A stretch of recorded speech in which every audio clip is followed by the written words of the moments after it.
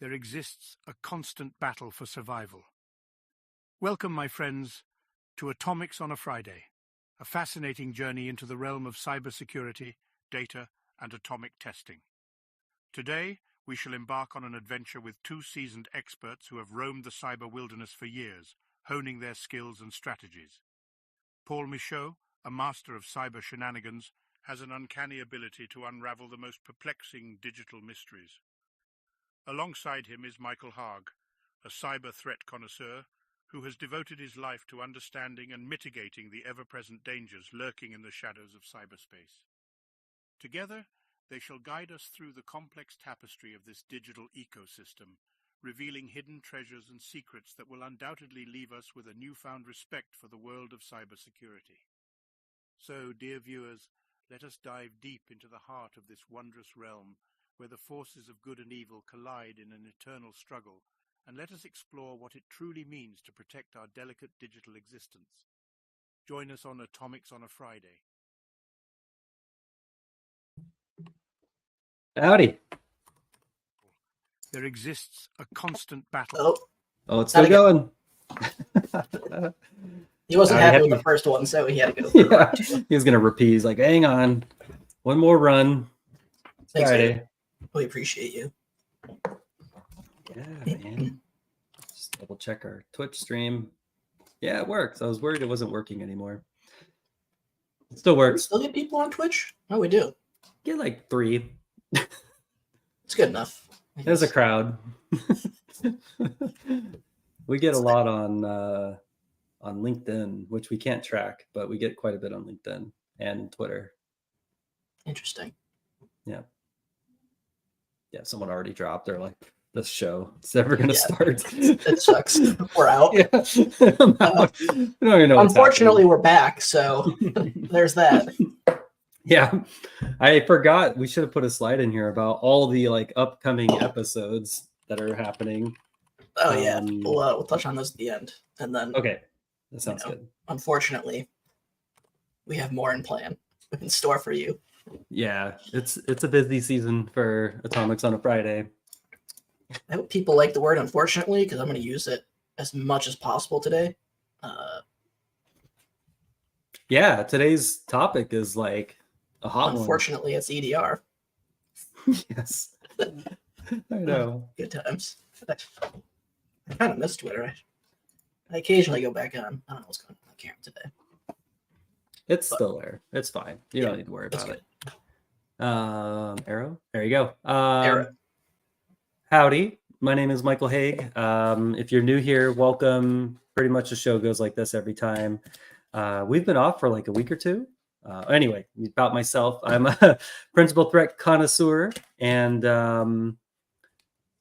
been jamming for, we'll just throw numbers, 12 years in the industry. So we have experience across the gambit of fixing printers all the way up to threat research. So you too can do this. Like U2 the band could do this? You, like when you we need a new dolly and it's like, you too can fix printers and be a threat researcher. I don't think so. Sam. Yes. Yep. I don't know why our pictures are still the same. We need to figure this out one day, but go ahead. I mean, it's Beard Haag. Yeah. I mean, I don't know how old that picture is, but the beard picture is like top tier. But it is old now. Go ahead. I'm Paul. I am the Senior Hazard Chaser. Shitpost extraordinaire. It's pretty much all I'm good for at any place I get employed at. So I hope everybody at that place likes my memes for the time being. And to bask in the glory of top tier memes. Just kidding. No. So yeah, like so usually here on the show, like our big thing is, well, one of many big things is since you're new here, GIFs don't work. So you get like a half-baked GIF.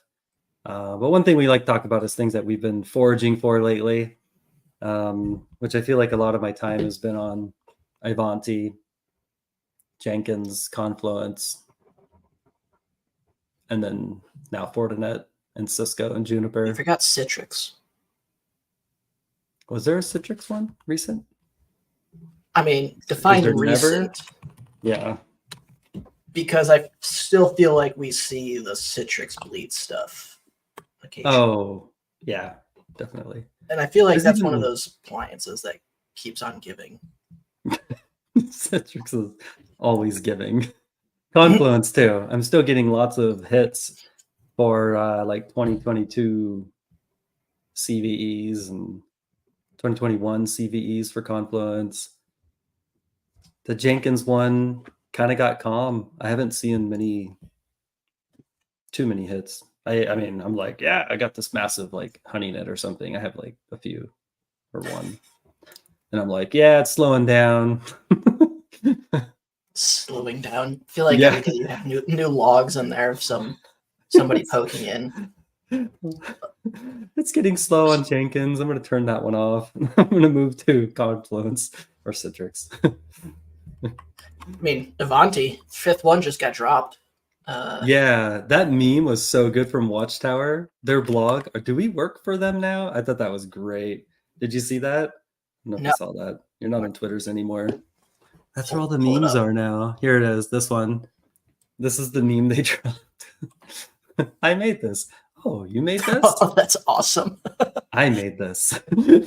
Oh, is that because Avanti said they came out and they're the ones that found that vulnerability internally? Yeah. Watchtower's been tweeting about it for like 2 weeks now. Yeah. Yep. Oh, that's the one. Okay. The blog was good. They were like, Avanti was like, yo, we found this. And then they gave it to them. No, sorry. Watchtower was like, we found this. We gave it to Avanti. Avanti blogs it and was like, we found this. Like literally, we found this. And so the meme was like totally spot on. Yeah, Even but like in they the also email thread, did you see the email thread between them? It I would was say I thought I saw a picture somewhere of the email of Avanti giving it back to Watchtower with the assigned CVE. and it was like a 2023 CVE, I think it was. They No, I said. thought it was 2024. I mean, I could be wrong. Oh no. Okay, so Ivanti okay, we're just gonna have to share this because everybody's probably like, I don't read these detailed Watchtower drama blogs. Here we go. All right. I feel like we So should at this point. So on Wednesday, Ivanti responded back to Watchtower and was like, hey, we reserved this 2023 CVE. And they're like, what? Like, you've known about this? Because like if you got a response back, you would say the same thing. Like, wait a minute. I thought this was new. And then Ivanti's like, no, like we have a 2023. Oh, our mistake. It's actually 2024. We're like, yeah, thanks for pointing that out. We were corrected it. Could you imagine if they were like, if they actually had a 2023 for this and they were like just sitting on it? Whoops. So then, yeah, so that happened. And then this is the part where we discovered a new vulnerability as part of our internal review. They're like, yeah, so Watchtower's like, we're just an extension at this point. Yeah, cool of them to have the humor. Good times. Although,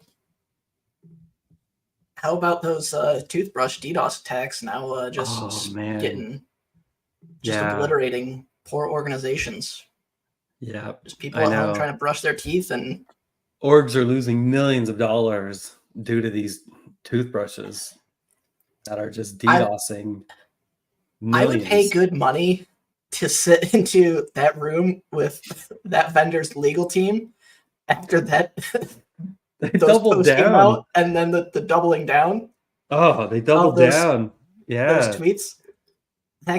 Those people must have been just chain smoking, like just nonstop, and having like an incense of a cigarette just burning in the background. Going like there's a meme I've made recently that would probably fit this very well. But yeah, I cannot imagine being an organization and just like, yo, we're gonna double down on this, boss. And they're like, wait a minute. From a corporate after the fact, you know, like after the fact, they're like, wait, what? Oh yeah, I have pictures. I've created some images recently, and I think this one might embody the feeling somebody gave that moment this dropped. Here, you find You got it's it. a new right here. Here we go. Share. I feel like Boom. I've seen this one, so I'm excited for this. Oh, I can't access my screen. Where's it at? It's right here. If anything, I'm going to tweet it, and then I'll share the tweet. Take that. Look, modern problems require modern solutions. There it is. Did it come up? Did it come up? Nope, it's not up. What? All right, stop sharing. All right. This is going out. Sorry. This is important. Got to do this live. Here. Here we go. I'm just going to tweet. There's no context. So whoever sees this, no context. All right. I'll share my tab. Here we go. Boom. Everyone live is like, what is happening? First time watcher. Zero context. It's not even letting me. I can't share anymore. Can you share the tweet? Hold on. This is weird. You're like totally denying me.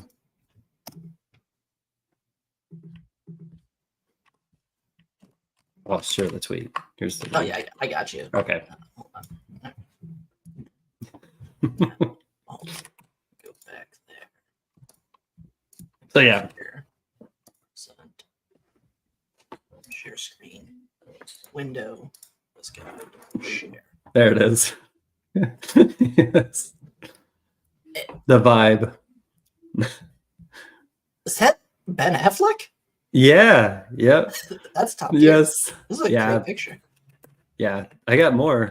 If I could share my screen, I'd show you more. But yeah. Good times. Right. So yeah. Well, toothbrushes, Avantis. I mean, everybody's slapping right now. If we basically look at the list, other than the last two, those are your edge devices, so you should probably just throw them out. Jenkins, I don't even know what to tell you on that one. I'm shocked that they're on the internet. Like, why would you? I don't know. I'm just shocked the internet still exists. It's piecemealed at this point. Duct tape. Bubblegum and string. Duct tape with BGP. Why is anybody hijacking this? Yeah. All right. Let's get into the core of today's episode. The cortex. EDR. Well, no, there's more than just cortex. There's carbon black and. No, let's get into the cortex. We're getting into the cortex of it. Oh, yeah. I guess. I don't know. Is this like context work? Maybe. I don't know.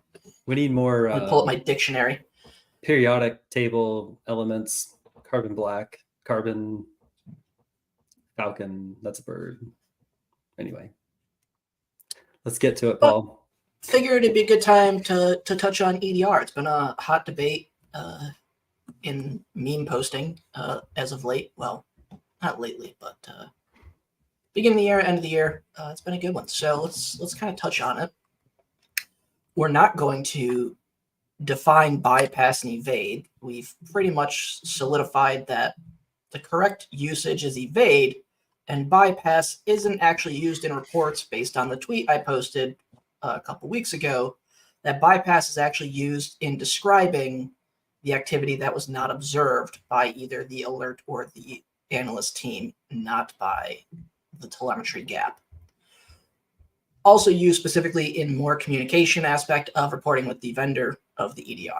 So evade is the correct term, bypass is not, unless it truly does go around telemetry collection.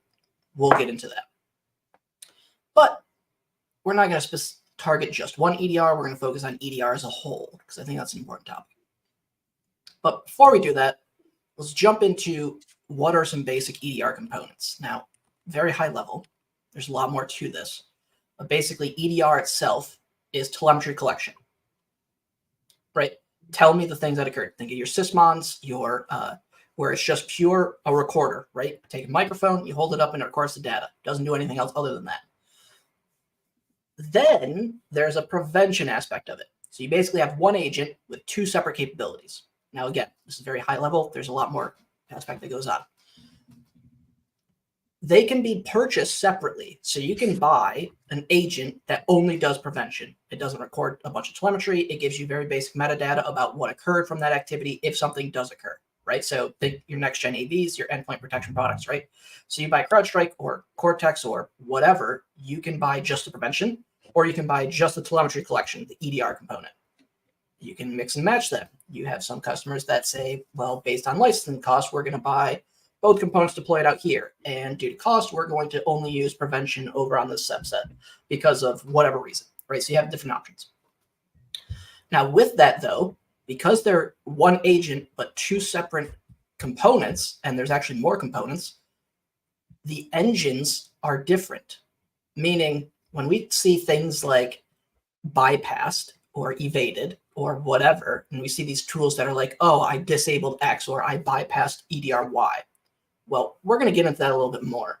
But one of the core things is that those engines are not always linked. So you can have EDR collection, have a specific container of content for rules or analytics that says, based on the telemetry I collect, based on my component, I can do X. Then on the prevention side has the same idea, and those two don't always map one-to-one, meaning the telemetry I get from EDR is not going to have a rule that directly matches on prevention and vice versa, because they're two different ways that they function. The other context is that you have server side, meaning the telemetry gets collected, it gets thrown up to the EDR console, the backend does some magic, and then presents an alert. You also have client side, meaning the activity occurs and gets matched locally. It doesn't necessarily have to get sent up.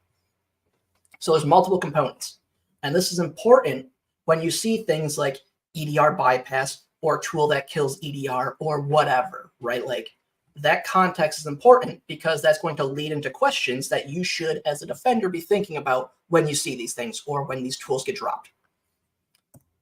So let's look at some tools. If you basically go onto GitHub and you search EDR bypass, you are presented with an endless list of repos. Some of them, interesting tools, do some cool things. Some of them basically just create a service to drop a driver and then go look for a process to kill.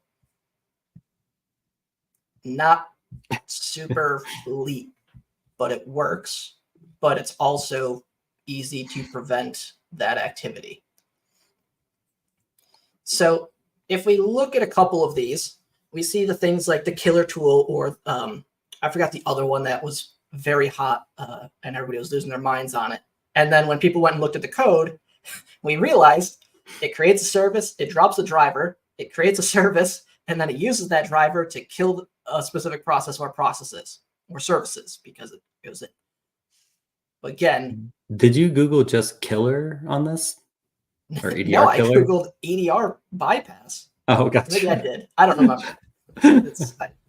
There's like a lot of killer action going on here. Just kills, which doesn't really kill, but again, we'll debate that definition and usage later, just like we did bypass, because hopefully everybody's enjoying their dictionaries and thesauruses they got for Christmas or the holidays. It's like a gym membership.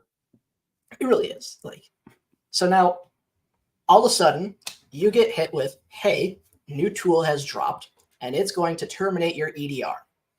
Kill it. Well, it's going to kill it. Yes. It's going to 86 it, as they say in the restaurant biz. If you've ever worked in the food industry, you know about the 86.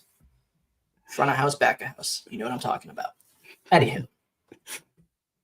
Right. So one of the things that often gets observed is you get this repo, and we'll kind of look at a few because we have some links and stuff. Basically says, look, I ran this thing and I got nothing. And that's it. The repo has no other context. Doesn't tell you what the EDR was. Doesn't tell you what the policies were, what component, what the telemetry collection was. Just basically that. And then everybody's like, oh, your EDR is done. Without actually realizing there's probably 20 different ways you can collect certain telemetry sources. And then there's different ways they can do it. So when we're thinking about it, here are some basic questions that I think of when I see these tools drop, which is, what was the activity leading up to it? Because your EDR doesn't just turn off, right? It doesn't just bye and then it's gone and there's no logs, right? Like something has to happen. So what is the pre-activity? So I'm going to start using terms that Johnny Johnson wrote in a great blog, which was defining activity stages, which is pre, intra, and post-activity. Pre being, I'm going to do something that has to occur, meaning I have to get execution on the box. I have to drop some files. I have to get whatever, right? There's my pre-activity. The intra-activity being, okay, now I'm going to do something to terminate this EDR or kill it, which is I'm going to drop the driver. I'm going to create service. It's going to get loaded. And then I execute the thing to then stop whatever potential or whatever that mechanism is. There's different ways you can do different bypasses of a component. Then from there, it doesn't just stop, right? So sure, let's assume, and this is the assumption of the scenario we're going to go into, which is let's assume the agent completely stops working. Now, in most cases, or in some cases, that's not true. A specific thing was bypassed. You could do things like patching for ETW providers, meaning anything that consumes out of those providers wouldn't collect and you wouldn't see that. So things like LDAP or DNS or some other thing won't be there. So you have your pre-activity. So what led up to it? Because up until the intra activity, you still have telemetry collection. That's still occurring, right? That's still shipping up. That's still being analyzed, etc. Then you have the intra activity, and that is still collecting and spooling potentially. And depending on the EDR, will be sending sometimes within 5 seconds. So activity records, it gets sent up. Every 5 to 10 seconds gets batched. Some batch a little bit more and then send it up. Then you have the post activity. And again, depending on what occurs. Now, that's on a single endpoint. So remember that so far. Stay with me. So now, let's assume we use product Y as our EDR. If you're in a SOC analyst role or a security team, and you see this new tool, everybody's like, oh, it's going to terminate and bypass all of the EDRs on the face of the planet. Okay, that's very impressive. It can do all of it, and they've tested it effectively against every single one. The questions are, what was the policy configuration? Is probably one of the most important questions. A, was it a detect-only policy, meaning I only turned on telemetry collection? Because remember, the engines are different. Was there any prevention turned on? Because again, those two components are not mapped one-to-one. You can have different rules and analytics that look at detection or telemetry collection, and one that is the prevention. Or was it used with any default settings? Because they don't show you, they don't tell you anything. It's basically like, here's the tool and it does this and it's magic. They don't actually go into it. They don't talk about what specific component and what the potential outcome is. Then you look at things like the latest version and the content.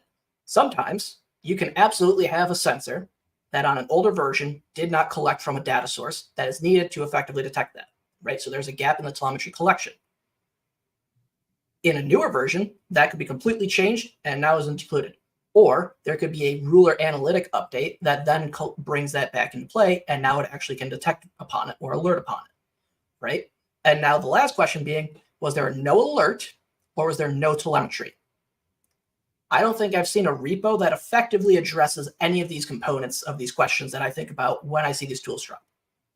Maybe they exist, but in the handful of some of the ones that have been mainstream or bigger, they didn't really go into this. And so when you see these, those are kind of some of the first questions that I ask, because most of the time they're easily addressed, which is, one, the policy was probably a detect only, because in using a default policy in my testing of EDR, it usually picks it up or is prevented on a default policy, which is minimal detection and minimal prevention. Most of the time, my sensors in my lab run purely on detect only, and it still picks up activity. So I'm curious as to what the configuration was, because you don't see that. So that's the big thing that I think of from a defensive perspective when these tools or things occur. Now, we'll go into a scenario and kind of talk about, like, okay, there are tools that can absolutely just terminate and hose, and you see some in the context of mini filters, where the mini filter is used to prevent the network connectivity of the EDR back to the console. So you can actually block the communication, no communication, agent still runs, then you can take your time as the attacker to terminate the agent so that prevention rules don't get impeded, because you still have local policies that are applied to the endpoint, even though communication has stopped. Am I missing anything so far, Mike? No, no, but I was thinking of two scenarios Which that I scenarios do you remember. Well, I remember one time the customer had said, we we bypassed, I can't remember the term, but I'm going to say one of them, and we bypassed you. And I remember we were like, well, okay, tell us a little bit more. And they were extremely discreet about it. And it was almost like a red teamish kind of engagement. And I remember manually digging through the telemetry, looking at file writes coming from NTOS kernel. NTOS kernel was writing a zip file, which ended up having the payloads in it.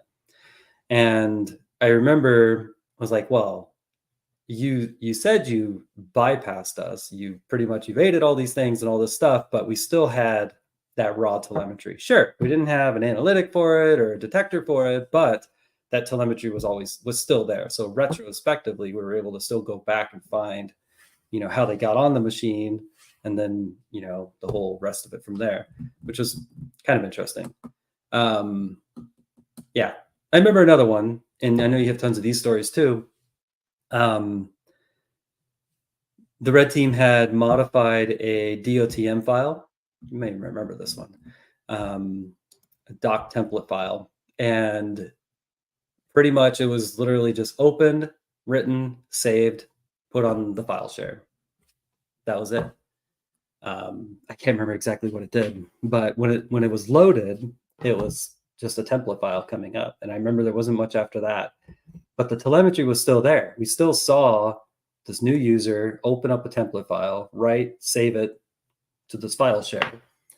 But yeah, so I always think of your EDRs, most of them will collect a ton of telemetry, and most of everything, these, bypasses or evade tools or EDR killers, things like that, most of this data will be collected to some degree in some place on these endpoints. And I always think whenever they bring in a driver, it's just like, oh, there's service events. There's all these other Windows event logs, even outside of our EDRs. There's all these things that are still happening. So it's like you're still using a driver. You're still registering it. You're still putting it on the box. There's still things happening. There's so much telemetry. I don't know if you remember back in the day when Carbon Black Response was around, they had that simple graphic of what it collects. Do you remember that? I don't remember that, but I have links later to go look at the data and stuff. Cool. That usually shows. So, yeah. It's just kind of a neat little visual of it shows, registry, file, mod load, and all the pieces, right? Yeah, the little little histogram bars on the process analysis page. Yeah. Yep. And it's just it really was, and most of it still is to this day. It really is that, CCTV camera always watching, always collecting, whether there's something evil in there or not. It was always collecting, and there was always something to find. But anyway, that's 2 stories and a bunch of ranting. Yeah, and with respect to being, in one of the debates on the bypass being problematic, and that then, if I bypass your EDR sucks, and the vendor sucks. You see that on Twitter from some red teamers, and then they throw an analogy, which is well, I had a camera on from while riding a bike. I was hit by a car, and now I'm dead. What good is the camcorder? So that's probably a terrible analogy, because Legal and Defer have now entered the chat and would like to talk about the retrospective during an investigation. And right, if that's how we looked at everything, being that, it was bypassed and it's garbage, then why do we still buy it? But then the question comes in, which we commonly see, is, well, it didn't generate any alerts. Well, if the EDR is not generating any alerts, why does managed detection and response exist as a business industry? Right? If the idea of MDR exists because security teams are flooded with alerts from their EDR, MDR would not exist. So either we have, opposite end of the spectrum, a ton of alerts occurring and people are overwhelmed and don't know how to handle them, or B, we have no alerts occurring. So then why does an entire industry exist? It's not jiving. Right? Do you remember the time before Overwatch was before Overwatch was actually their service, or even before there was even the Carbon Black's MDR, right? Before those things happened. MDR? Yeah. They do? I don't know about anymore, but they do. did? They did. Oh, Yeah. all right. Well, Yeah, they keep had going. a service, but they had a service. And before a lot of these ones started picking up, the vendor ones were picking up. It was just like customers would ask, like, how do I know this thing actually works? What detections do you have in the EDR? In just telemetry, detect only, like give me stuff. And remember, that's where Carbon Black initially came out with the feeds. Like they would put kind of like generic queries in the feed server and they would ship it out to customers and you get lucky, maybe, but it would just be alert overload because it would just be tons of crap, like very noisy. And then over time, it got better with services, people researching and helping. Yeah. And it's one of those things that, yes, when you don't have alerts, you want to understand why. And what I think sometimes happens is people don't understand that when a vendor is going to create analytics, there's thresholds that they've set, right? Internally, they've set some standard and says, these are our thresholds for noise, FPs, all of these things that factor into, okay, we have billions of endpoints potentially, or billions of records of telemetry. We can't just flood them, because if we flooded a customer, all the customers would be very angry. But we can't not do it. So there's thresholding and balances. And it's very easy to go into a lab as a researcher and even as a defensive person. We're testing these things. You deploy a VM or a couple VMs, and that's it. It's a plain Jane Windows OS instance, and you go in there. It's very easy to be like, oh yeah, there's a thing. Why can't you detect it? But then what people forget is you have orgs that have hundreds of thousands of endpoints with third-party tools. The third-party tools are what completely throw the things apart, because you know how those tools work. You don't know how the developers of those tools actually did it. And so while you collect that telemetry and then you figure out how to work in that, it's not always just like, oh, I did this. Like, why don't you have a rule for it? Like, gee, thanks. If that was the case, like, we'd be detecting anything and everything. But again, more alerts doesn't mean better outcomes. Yep. Right? We've talked about that before. So I feel like there's kind of some thought process and mental models that we need to think about as we try to understand these components, because again, the third option is just circumvent. Yeah, just go around it. Like, just don't touch the endpoint.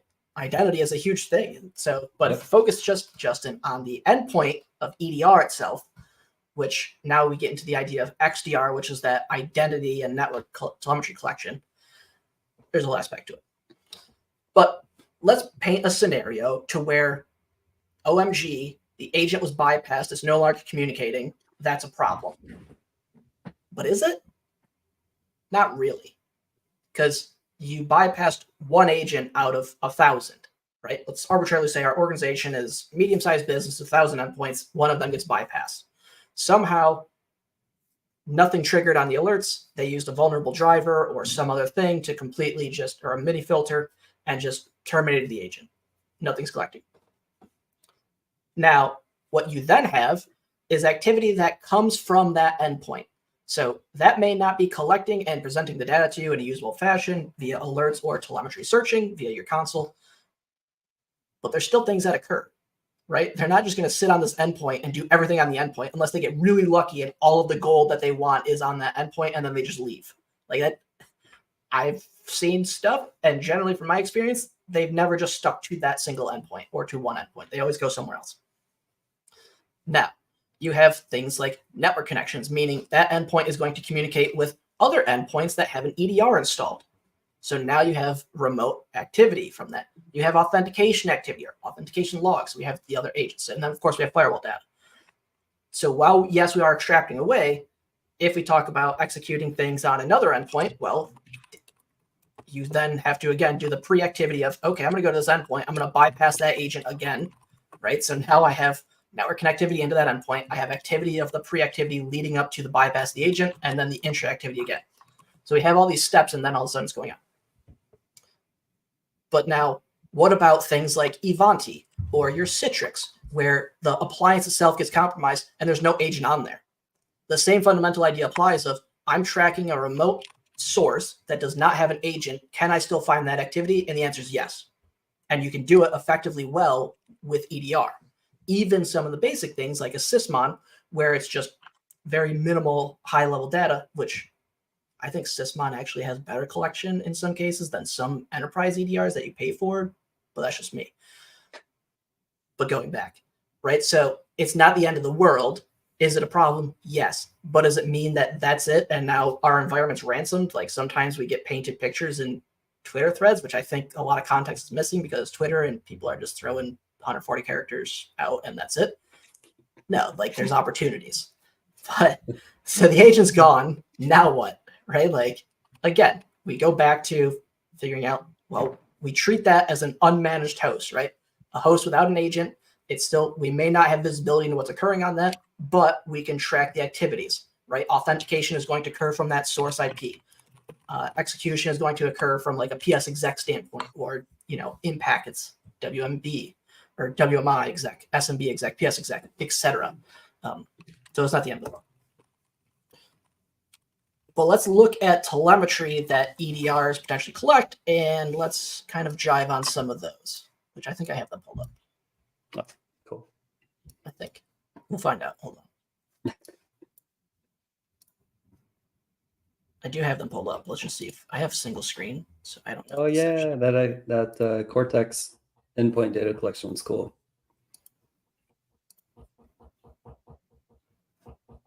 Yeah, it is pretty cool. So these are just some high-level things I found. This is not going to work for long. I'm not going to be able to see what you're doing, so just there's comments or whatever.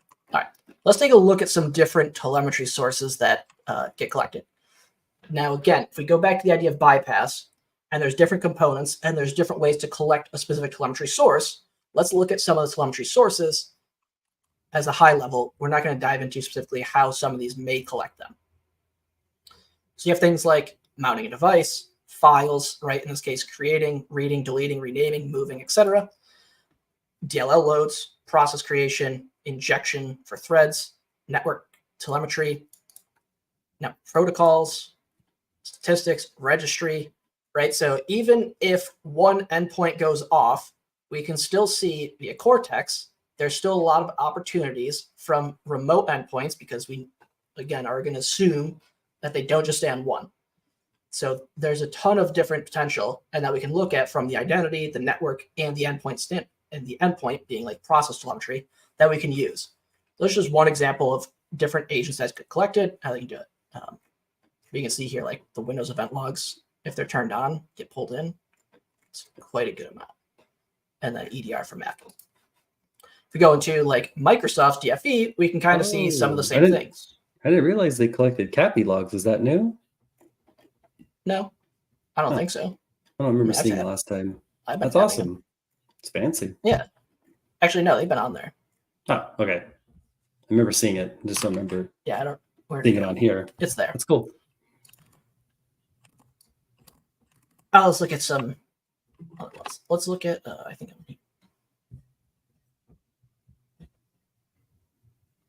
I don't remember. Well, here's like behavioral info. Let's look at device network info. So we can see things like information about the local device, process events. Again, we can see things like, am I the right one? Yeah, I am. Oh man, it's been a minute since I've looked at the schema. You focus on one EDR for 6 months and you completely forget every other EDR telemetry source you've touched. But you get the same things, right? We can go almost compare different things, and while not everything is perfectly mapped, we could probably look and see. And we have also, there's the Costas EDR telemetry source here, which I don't have a link for. But we get similar activity, right? Identity info. So if we want to focus on identity, who's doing what from where, we get that information as well, at least in DFE. And then CB, they have things like process and the old process analysis tree. I was hoping they listed them. CBC. Yeah, it's probably a better place to start.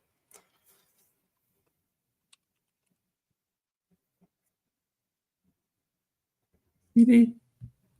Beep, beep. Did you find it? No. Oh, but it exists similarly. Yeah.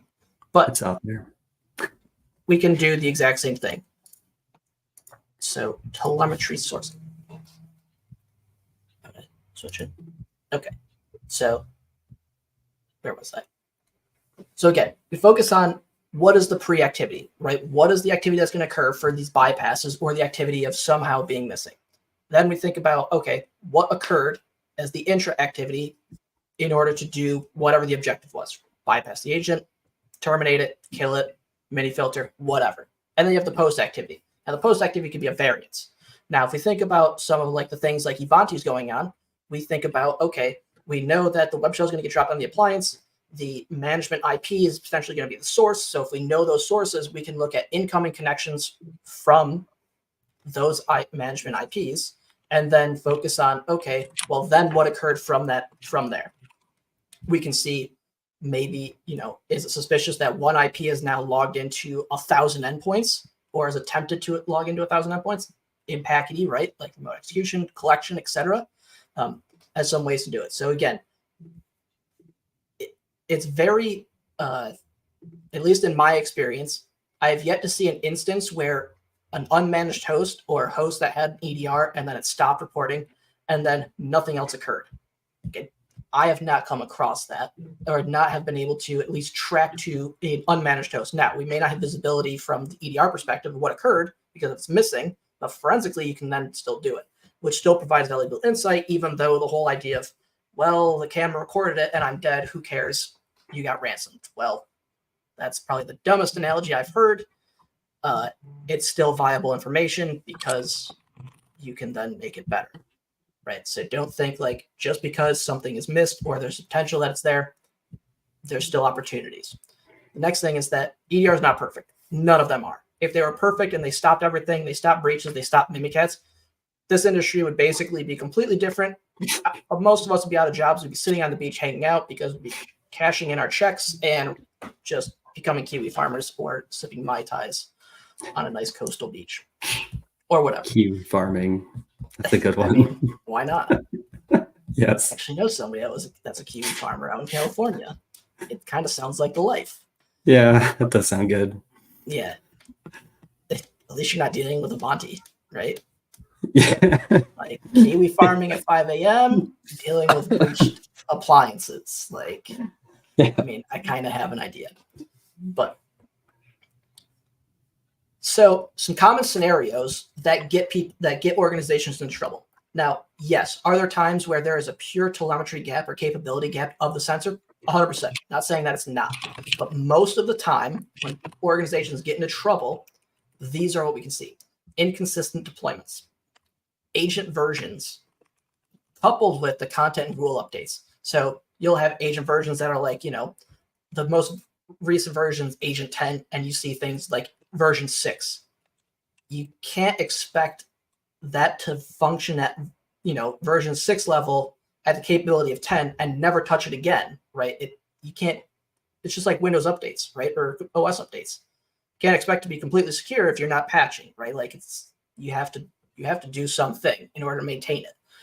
Other things, policy configurations. We see a lot of things where the policy is either default or it's been tuned down from default. I've even seen a lot of times the default policy has been tuned downward, meaning it's making it worse. And in some cases, inconsistent updates of content rules. So they'll be up to date with the correct version, but they haven't updated the rule set that allows them for additional analytics. So the telemetry is being collected, but the rules aren't applied to then say, well, I can collect the telemetry, but now I need some analytic to say I can match on that telemetry. And one of the big things that I've seen is when customers buy an EDR or migrate EDRs, is they're taking in these legacy rules from things like AV, and they're basically just blanketing it. If you remember back in the day, a lot of the times it was basically, oh, you have SQL installed, and we're going to install this AV. I'll just completely asterisk and allow list everything from the SQL Server's directory. And like that was it. And same thing with any other tool that's a critical tool. You just don't want to touch it, right? But things have changed where it's, technology's come a long way. There's generally less an impact, especially rolling out as a default only policy or a read-only policy to start. And then starting with the prevention going from low to high. Right? Those kind of the two scenarios that I work with organizations is either, workstations have a lighter appetite for risk. So we'll push out default policies, or they may have tuned up the prevention side of it a little bit, and that's fine.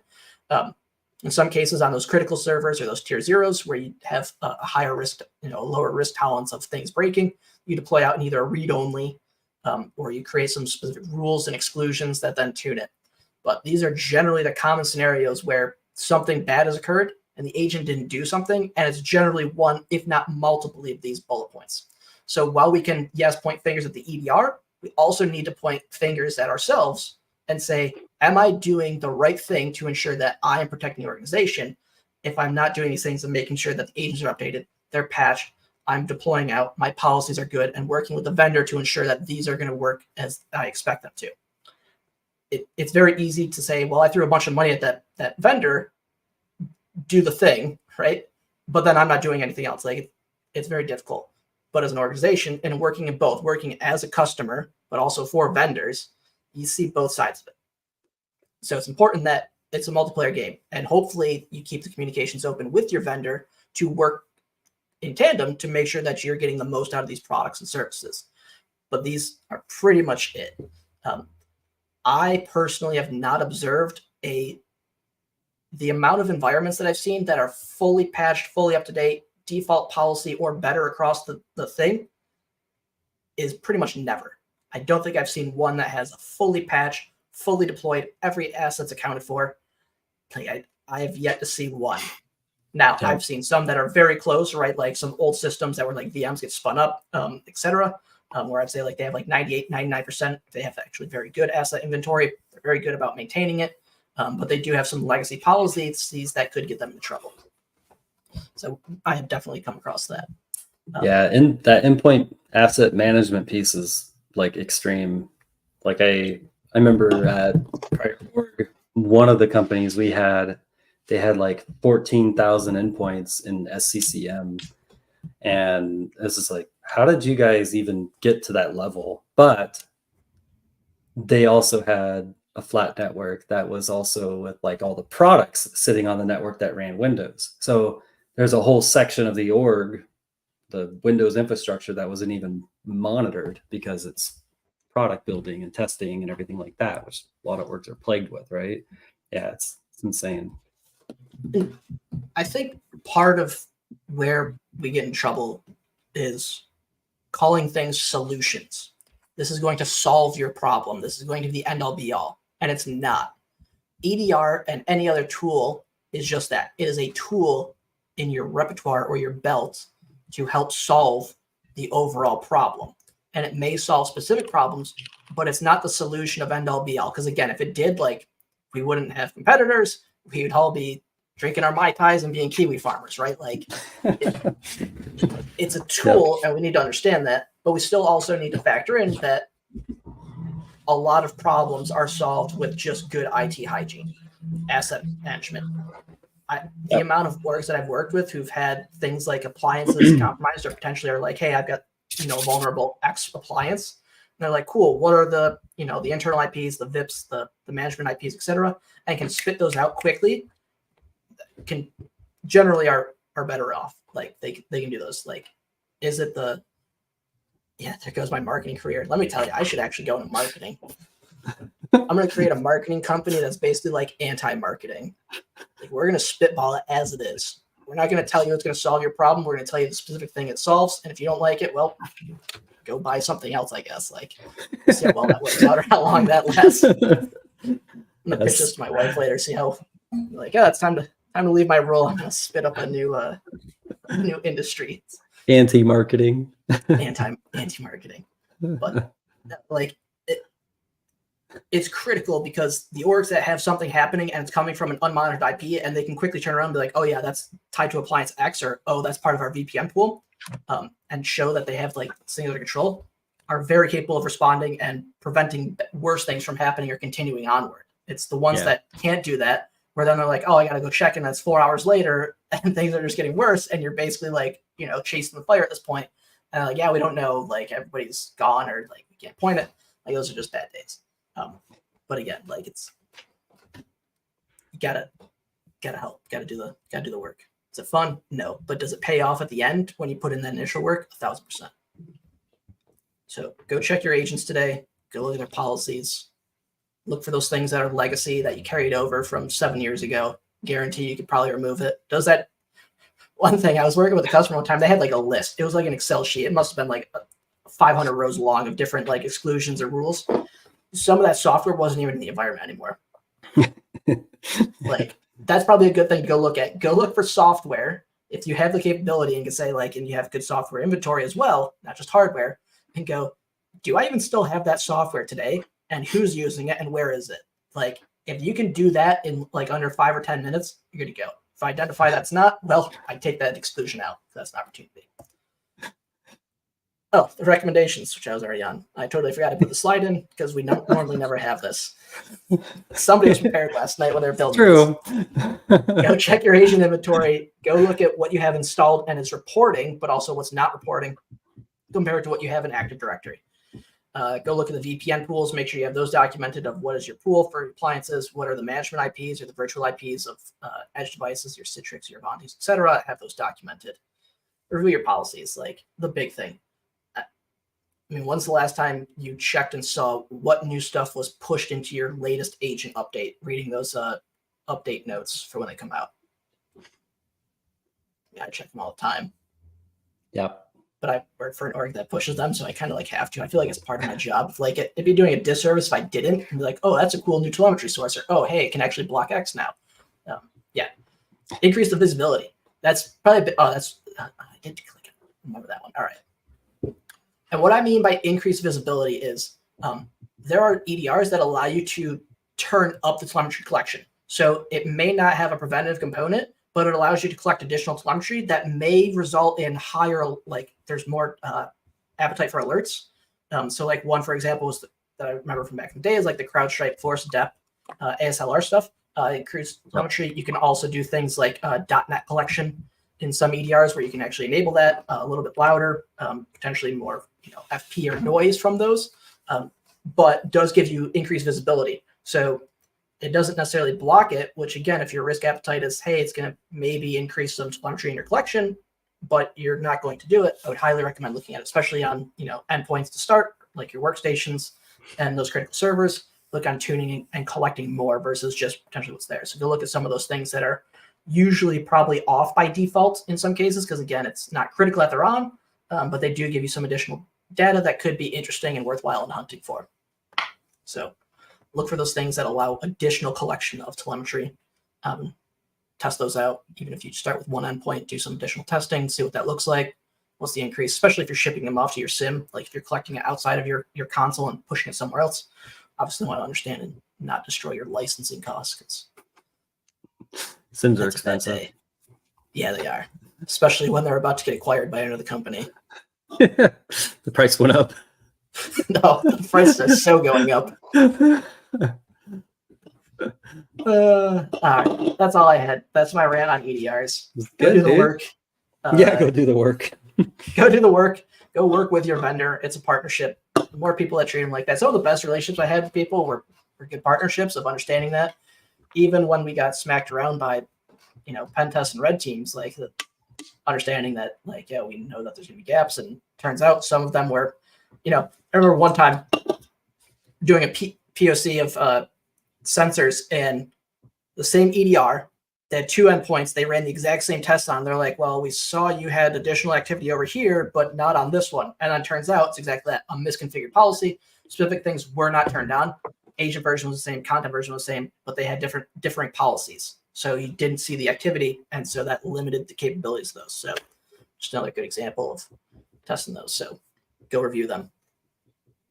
I miss the days of just collect everything and there's no modifications.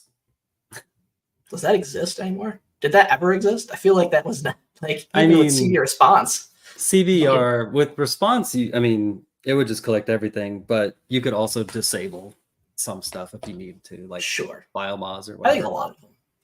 Yeah, or you can also I think you can do like a server side config that was basically like, don't collect from this file path or whatever, for like, especially if you had like builds for like big code compilation. Yeah, there was definitely stuff like that, but that came out like way after. I mean, you and I hunted red teams with just CV response data, which at times is less data than Sysmon. Yep. And we still found them. Yep. You remember when it wouldn't come in for like an hour plus, just trickles in, and you're just like sitting there waiting. Like, yeah, you see like the next first match. event, and then you're like just sitting there waiting. You're like, all right, now if the next thing occurs, then I know I'm good. I'm still on the right track, and basically like hour and a half because the amount of data flood that occurred via VPN. Yeah, those are good times. At the prior org, because we had 50,000 endpoints on CVR. It was like we would just do live response and just go on the box and grab what we needed instead of waiting for something to come. It's just like, dude, I'll take care of it. I'll just go get the file. I do like the OS query aspect. I think it's like audit and remediation and CBC. They do have some interesting things. There are some definitely like each EDR. I'm biased towards my favorite EDR, but in working with multiple EDRs at previous orgs, like that, I did appreciate like a lot. Like I gotta say, Endgame, before it got rolled into Elastic, they were doing some really slick collection of macro telemetry. So you like somebody would open up a malicious document, you'd get the full macro stream as part of the telemetry, and you could just basically just hunt off of that. It was top tier, and it was really good data. Yeah, that, and even the Elastic agent now is doing some really slick telemetry collection. Like I look at it this way. I think I think Casey came across it like if you spin up Procmon and you run your test, if you see it in Procmon, you have that capability. The Flame, yes, this will be recorded. It's on YouTube. It's actually recording as we speak. So, yep, you can always check it out later. Good question. But yeah, I mean, Elastic is basically like Procmon on steroids. So if you run a test and it's seen by Elastic, like there's a good chance you have the capability of detecting it. They're doing slick things, but I love RPC data. Yes, and not all of them collect RPC. I don't know if the new, I don't know what it's called today, Symantec Carbon Black Cloud collects RPC. Do they? The last one I checked 7 months ago using them, they weren't collecting RPC. Yeah, I don't know. It's been a long time. Yeah, it's been a while. Yeah. But and this is where you kind of start to see more of the XDR push, which is inclusion of things like event logs, deeper network telemetry collection. I know like Sentinel has the capability of like full URLs or URIs, has that capability, which is very interesting. So you're talking about like where did something go? A lot of EDRs are now collecting things like mark in the web. So when a file is downloaded, there may be an event type for if a file has mark in the web, you can collect that, which is great for determining where a file was downloaded from. Super helpful. So, I mean, it's moving. From a defensive standpoint, they're all viable. Is one better than the other? Like, that's for you to determine and your organization's need. Like, can I shill what I would prefer you to go buy? Sure, because it's going to pay my paycheck, right? It's going to feed it. But at the same time, like at the end of the day, the objective is to secure the organization. And if that's with one tool over another, like great. If you're satisfied and you're solving a problem, go forth and prosper. I think somebody said it. I forgot who said it on Twitter. It was a couple weeks ago. Maybe Andrew Thompson. I don't recall. We all pit each other against, like, especially like the MITRE evals, like which EDR is better or like which org is better. But at the end of the day, we're all still trying to solve the same goal. Like, right? Like, sure, can we have fun and make fun of each other and post those memes? 1,000%. At the end of the day, the objective's still the same, right? Just red v blue. I'll make fun of the red team, but at the end of the day, the objective is still the same. We rely on the red team to drive the innovation, help identify those gaps, but at the same time, red team only exists if there's a blue team. Otherwise, what are you all collecting a paycheck for? Perfect segue. Perfect segue to our Purple Madness coming up in March. Who was it that said, I think it was Johnny, spit and fire. Purple team's more valuable than a red team? Yep, that's right. Yeah. Yeah, I'll stake that. So, yeah. What are we doing? Coming. We will have another. I don't know the plan. I only know one person who's so far signed up because I've only asked one person. Was it me? Did I sign up? No, I got Andrew. Yes. Former trusted sec Andrew. But yeah, he's in, and I don't know who else to ask other than like the same 5 people as always. No, we'll get some new blood. But yeah, focus on. Yeah, we have our C2, the C2 madness debate coming up. I'll put that together. I don't know why that image was in there, but it's still in there. Because I copied the slide deck and then just moved stuff around. So there's probably there's. Oh yeah. Yeah. There's some good ones in there. Yeah, these are pretty sweet. Yeah, good graphics. Excellent graphic really designer. Yeah. Who'd you pay? OpenAI. Justin. Pay Justin.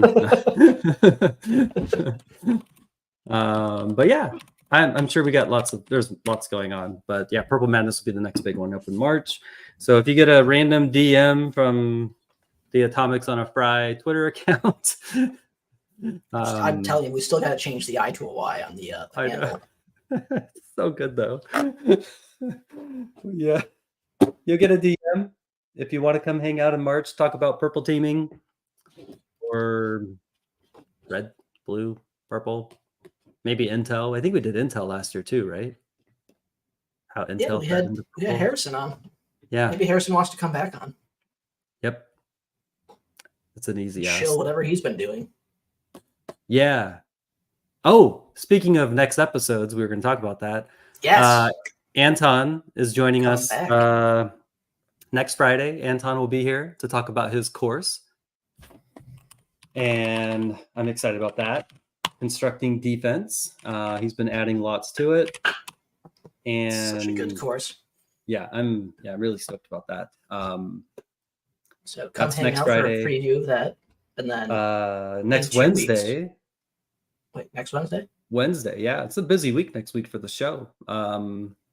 Next Wednesday, I'll be releasing App Locker Gen, which is like ASR Gen, but for App Locker.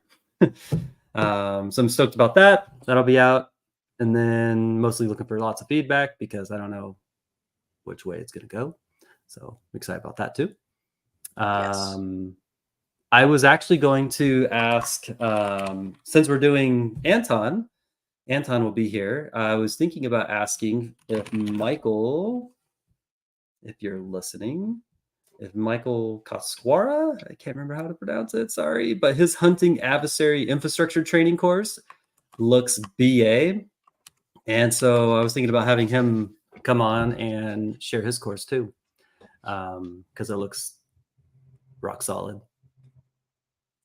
I have not seen that. I'll have to take a peek. Oh, here's the link. I will share it. I think he has like a little bit of a vetting process because APTs want to know how to find APTs. Wait, you mean but that's APTs perform OPSEC? Yeah, yes. How do I know? Red teams aren't even performing OPSEC. I found them this morning. Right. So his course is really cool. If you followed Michael, you followed him probably for a while. I think most people do. Probably. His blogs like Diamond Model, APT Infrastructure Hunting, it's pretty awesome. And coming out with a course like that, and I think he actually, if I read it correctly, he came out with like a recent course or lab or a new module for the Blizzard Snowman Microsoft APT thing that just happened. Yeah, Midnight Blizzard's in the middle of the night. I've had more blizzards in my Twitter feed or in my RSS feeds for blog posts than I've had blizzards, snowstorms this winter season, and it's a little depressing. I think we've gotten more snow than you. It's like 60 here today. What? I'm probably gonna crack a window to get some fresh air, which is great, insane. But I absolutely hate this. I'm jealous. People are like, "Oh, I got to get away from the snow," and I'm like, "Why? Like, give me the snow." It actually looks nice out today. I have to just move into the mountains at this point if I want snow. Yep, exactly. Just make sure I don't get stuck in it like my dad did. You see the meme where it's like all these cars like crashed in the area, and it's all. This is when what do they say? Like when all the Californians have their meetup or something like that. That sounds about right. They always post that here in the winter. California, but it's true. Their winter meetup. Anybody who lives in an area that gets snow every year knows the struggle that the first snowfall, everybody basically forgets how to drive in the snow. Oh yeah. And there's, I look at like the news and it always reports like one day a couple of years ago there was like 80 crashes, which is like the highest record in like the first snowfall of the year, and I'm like 80. What are you guys like, doing? That is absurd. It is absolutely insane. Yeah, it cracks me up every single time. I hope everybody enjoyed the rants on EDR. They're still viable. Don't listen to the red teamers about how much they suck. You can still hunt with them even when they're bypassed, because not all bypasses are created equal, and not all telemetry is collected equal. So just because bypass is one, that's cool. Question it, challenge it, because I guarantee you, it doesn't work. Boom, mic drop.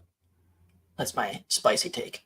It's not really spicy. It's just a matter of fact. Look, half of them are just EDR or drops a service driver and we call it a day, and the other half like actually do some cool things, and then that's probably like 2% of them, and the rest of them are just not impactful in any capacity. But last comment. Speaking of Lua, was there more? I just think of like edge devices, and I had started building. I got to bring it back. I have it in a repo. I started building No, we got to do our offensive Lua session. We haven't even. We were supposed to do that. Yeah, we got to do that. I started building a very simple Lua AV agent, and I need to finish it because it was cool. It was super random. You should all go check for Lua module loads to see which of your AV products are already leveraging Lua. Exactly. Just kidding. None of them. Only APTs use Lua. Yeah. Importing new modules now. Lua'd. You've been Lua'd. Where's somebody? I need to drop more. I haven't had a Lua meme drop in a hot minute. I need to do that.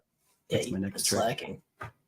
Granted, I love it. Twitter, my favorite part was all the Lua memes, and someone's all. I get tagged like on these random threads. They're like, "Yeah, I started learning Lua because Mike's been talking about Lua so much." I'm like, "Oh my god." It's not the intent, but happy for you. He's like, "I'm so worried about Lua now." I'm like, "Hey, Lua's what dreams made out of." So good. Wait till your appliances just start written in Rust. Oh my gosh. Yeah. Like sudo? Did you hear the sudo drama? No. Dude. We'll have to catch up offline on that one. Yep. Anyway, I'll find it. Someone just posted it again. We'll catch you all soon. Yeah. Go check your EDR. Have a great weekend. Go fix your policies. See you next week. 2 episodes next week. Be there or be Lua'd. Toodles. Have a great weekend.